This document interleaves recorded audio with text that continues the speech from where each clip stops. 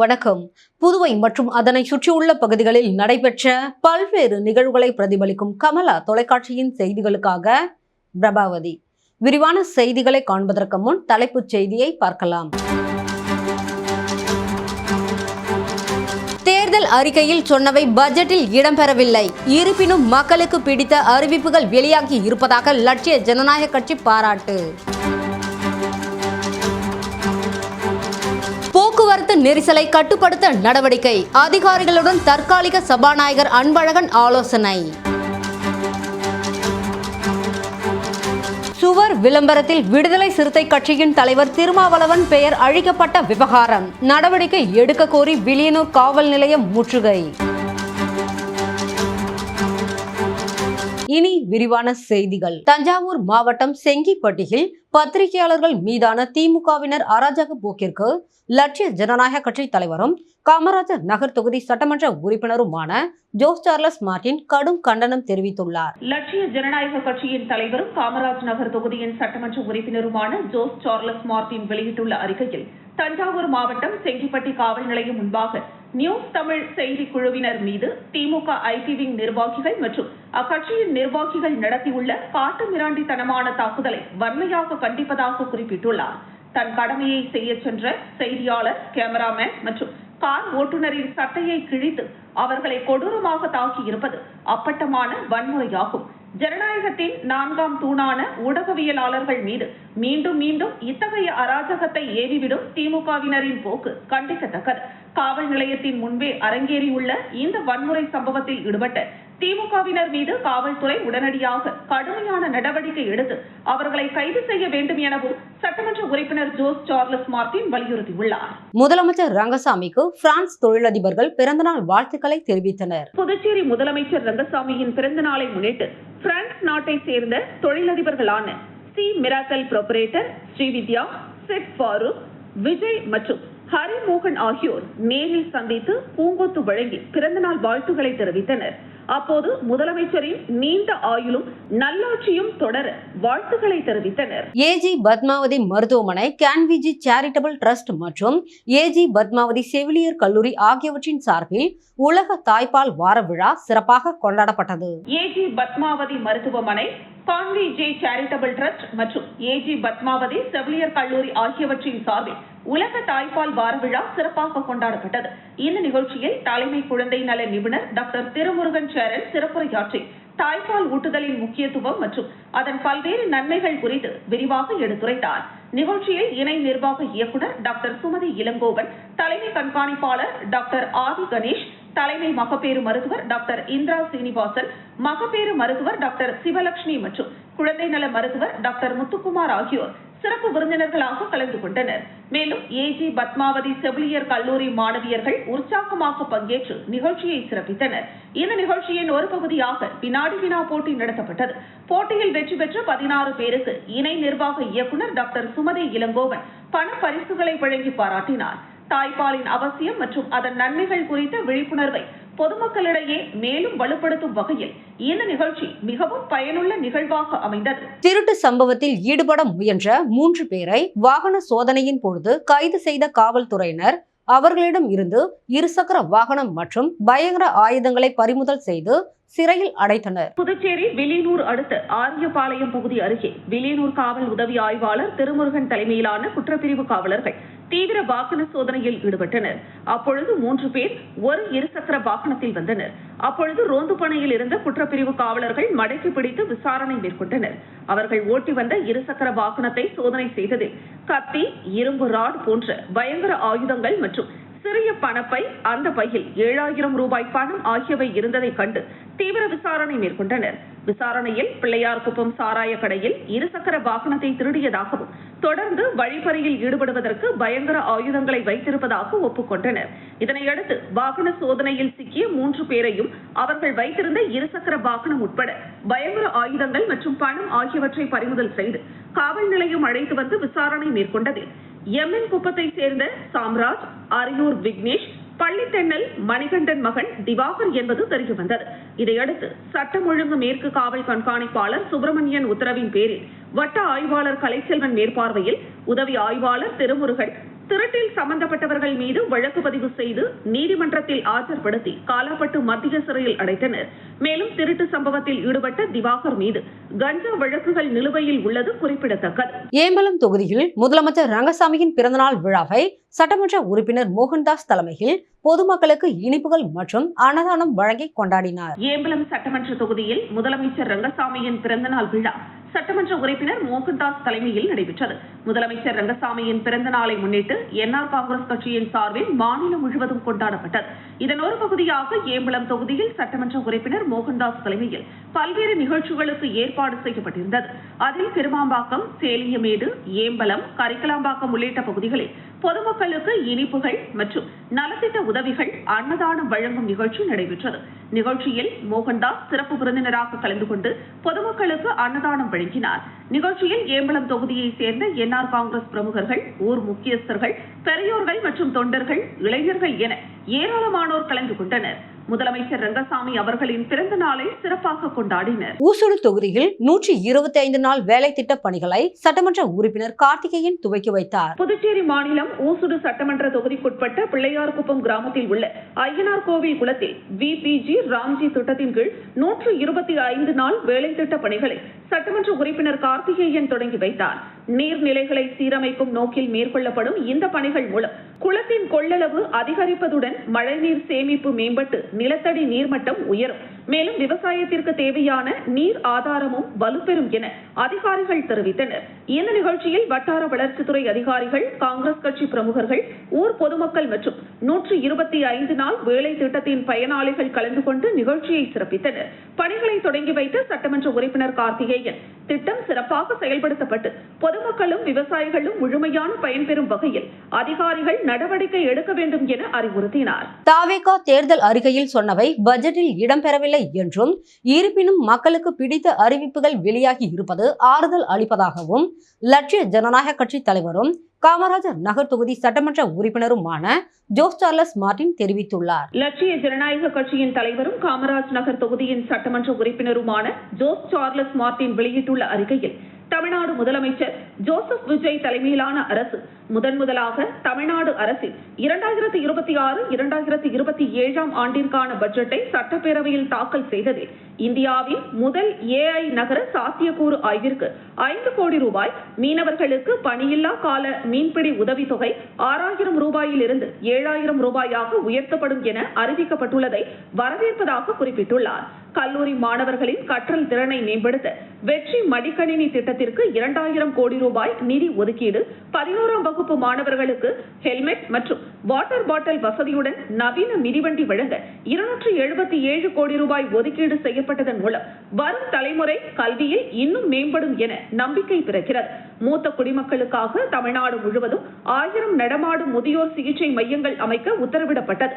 அண்ணனின் சீர்திட்டம் உருவாக்கப்பட்டு பெண்களுக்கு 8 கிராம் தங்க நாணயம், 1 பட்டுப்புடவை ஆகியவை வழங்கப்படுவதற்காக 812 கோடி ரூபாய் நிதி ஒதுக்கீடு செய்யப்பட்டுள்ளது. பலருக்கும் நன்மைகளை தரும் திட்டமாகும்.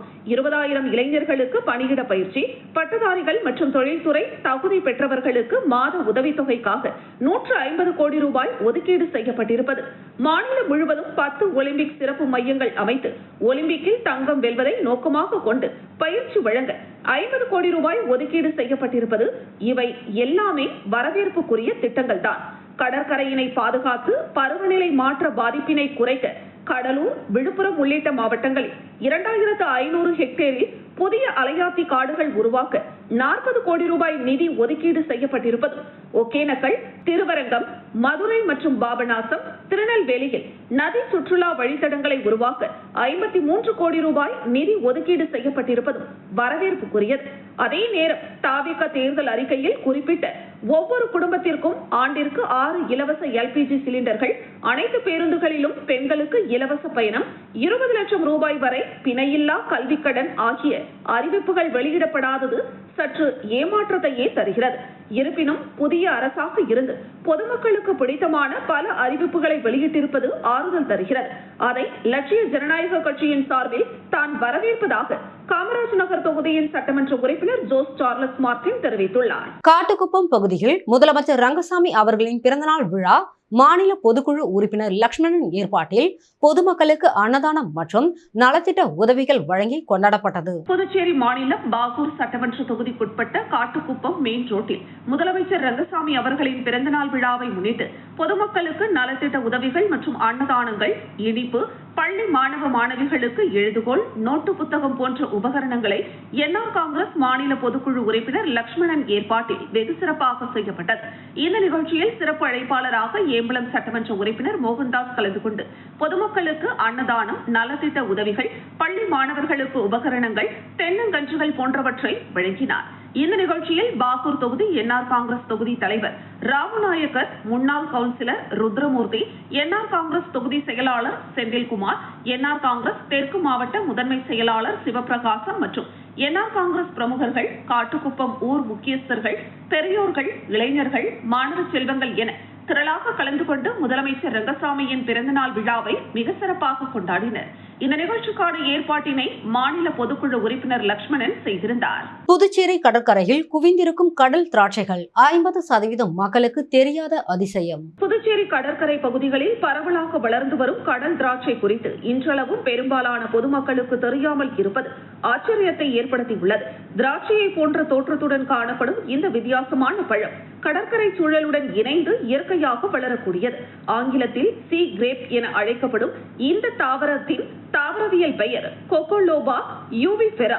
கடற்கரை முழுவதும் ஆங்காங்கே இந்த தாவரங்கள் வளர்ந்திருந்தாலும் இது ஒரு வகை திராட்சை என்பதை புதுச்சேரியில் உள்ள சுமார் 50% மக்களுக்கு கூட தெரியவில்லை என கூறப்படுகிறது. கடல் திராட்சை பொதுவாக கடலோர பகுதிகளில், குறிப்பாக உப்பு கலந்த காற்று மற்றும் உப்பு மண்ணையும் தாங்கி வளரக்கூடிய தன்மை கொண்டது. கடற்கரை அரிப்பை கட்டுப்படுத்துவதிலும் கடற்கரை சூழலை பாதுகாப்பதிலும் இத்தாவரங்கள் முக்கியத்துவம் வாய்ந்ததாக கருதப்படுகின்றன. குறிப்பாக கடற்கரை பகுதிகளில் இயற்கையான மணல் மற்றும் தாவரங்கள் பாதுகாக்கப்படும் இடங்களில் கடல் ஆமைகள் உள்ளிட்ட உயிரினங்கள் வந்து செல்வதற்கான வாய்ப்பு உள்ளது. ஆனால் தற்பொழுது கடற்கரையோரங்களில் கற்கள் கொட்டப்பட்டு தடுப்புகள் அமைக்கப்படுவது உள்ளிட்ட காரணங்களால் இதுபோன்ற உயிரினங்களின் இயற்கையான வருகை பாதிக்கப்படுவதாக கூறப்படுகிறது. அதே நேரத்தில் புதுச்சேரி கடற்கரை பகுதிகளில் கடல் திராட்சை தாவரங்கள் அதிக அளவில் வளர்ந்து வருவதாகவும் அவற்றை பாதுகாத்து முறையாக பராமரித்தால் கடலோர பசுமைக்கும் அழகுக்கும் பயனுள்ளதாக இருக்கும் என்றும் தெரிவிக்கப்படுகிறது. பச்சை நிறத்தில் காணப்படும் கடல் திராட்சை பழங்கள் பழுத்ததும் ஊதா நிறமாக மாறுகின்றன. இனிப்பு சுவை கொண்ட இந்த பழங்களை நேரடியாக சாப்பிடுவதுடன் ஜாம், ஜெல்லி உள்ளிட்ட உணவுப் பொருட்கள் தயாரிக்கவும் பயன்படுத்த முடியும். மேலும் இதன் சில பகுதிகள் பாரம்பரிய மருத்துவ பயன்பாடுகளிலும் பயன்படுத்தப்பட்டு வருவதாக கூறப்படுகிறது. விதை மூலம் வளர்த்தால் பழம் கொடுக்க பல ஆண்டுகள் ஆகும் நிலையில் வெட்டுக்கன்று அல்லது ஒட்டுக்கன்று முறையில் வளர்த்தால் குறைந்த காலத்திலேயே காய்க்க தொடங்கும். இதனால் வீட்டு தோட்டம் மற்றும் மாடி தோட்டங்களிலும் கடல் திராட்சையை வளர்க்கும் வாய்ப்பு இருப்பதாக கூறப்படுகிறது. புதுச்சேரி கடற்கரையில் நம்மை சுற்றியே இயற்கையாக வளர்ந்து வரும் இந்த கடல் திராட்சை குறித்து பொதுமக்கள் தெரிந்து கொள்வதும் கடற்கரை சூழலுடன் இணைந்துள்ள இதுபோன்ற தாவரங்களை பாதுகாப்பதும் அவசியம் என இயற்கை ஆர்வலர்கள் வலியுறுத்துகின்றனர். முதலமைச்சர் ரங்கசாமியின் பிறந்தநாள் விழா என்ஆர் காங்கிரஸ் மத்திய மாவட்ட சார்பில் 1000க்கும் மேற்பட்டோருக்கு அன்னதானம் வழங்கி கொண்டாடப்பட்டது. புதுச்சேரி மாநில முதலமைச்சர் ரங்கசாமியின் பிறந்த நாளை முன்னிட்டு மாநிலம் முழுவதும் அவரது ஆதரவாளர்கள் சார்பில் நலத்திட்ட உதவிகள், மருத்துவ முகாம்கள் மற்றும் அன்னதான நிகழ்ச்சிகள் வெகு விமரிசையாக நடைபெற்று வருகிறது. அதன் ஒரு பகுதியாக கதிர்காமம் சட்டமன்ற தொகுதிக்குட்பட்ட என்ஆர் காங்கிரஸ் மத்திய மாவட்ட அலுவலகம் எதிரே என்ஆர் காங்கிரஸ் மத்திய மாவட்ட தலைவர் ராஜகோபால் தலைமையிலும் மத்திய மாவட்ட பொதுச் செயலாளர் ராகவேந்திரர் முன்னிலையிலும் 1000க்கும் மேற்பட்ட பொதுமக்களுக்கு அன்னதானம் வழங்கும் நிகழ்ச்சி நடைபெற்றது.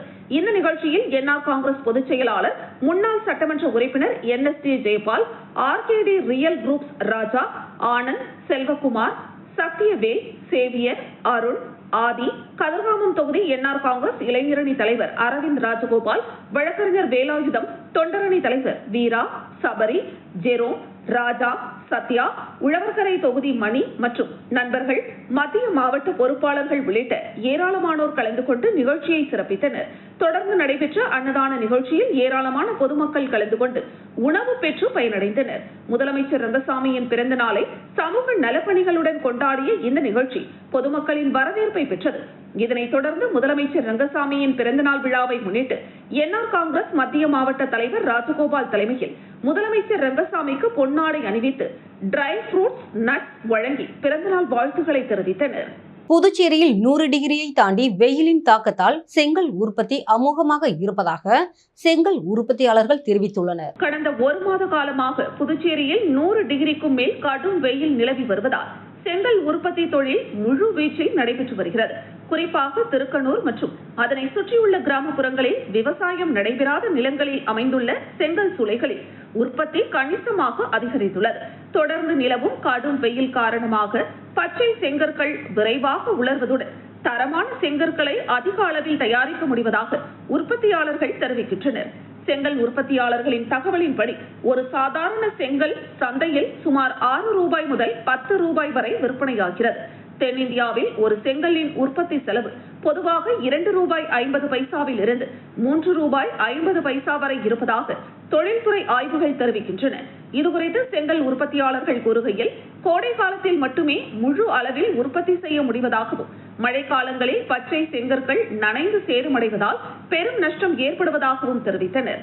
எனவே இயற்கை சீற்றங்களால் ஏற்படும் பாதிப்புகளுக்கு அரசு நிவாரணம் வழங்குவதுடன் செங்கல் உற்பத்தியாளர்களுக்கென சிறப்பு நலத்திட்டங்களையும் அறிவிக்க வேண்டும் என்று அவர்கள் கோரிக்கை விடுத்துள்ளனர். போக்குவரத்து நெரிசலை கட்டுப்படுத்துவது தொடர்பாக தற்காலிக சபாநாயகர் அன்பழகன் ஆலோசனை மேற்கொண்டார். உப்பளம் தொகுதிக்குட்பட்ட டாக்டர் அம்பேத்கர் சாலையில் தொடர்ந்து ஏற்பட்டு வரும் போக்குவரத்து நெரிசலுக்கு தீர்வு காணும் வகையில் தற்காலிக சபாநாயகரும் உப்பளம் தொகுதி சட்டமன்ற உறுப்பினருமான அன்பழகன் தலைமையில் அரசு அதிகாரிகளின் ஆலோசனை கூட்டம் சட்டப்பேரவை சபாநாயகர் அலுவலகத்தில் நடைபெற்றது. கூட்டத்தில் ரோடியர்பேட் ரயில்வே மேம்பால பணிகளால் ஏற்பட்டுள்ள போக்குவரத்து சிக்கல், துறைமுக மைதானத்தில் நடைபெறும் தனியார் நிகழ்ச்சிகள், முக்கிய தனியார் பள்ளிகளை ஒட்டிய வாகன நெரிசல் உள்ளிட்ட பிரச்சனைகள் குறித்து விரிவாக ஆலோசிக்கப்பட்டது.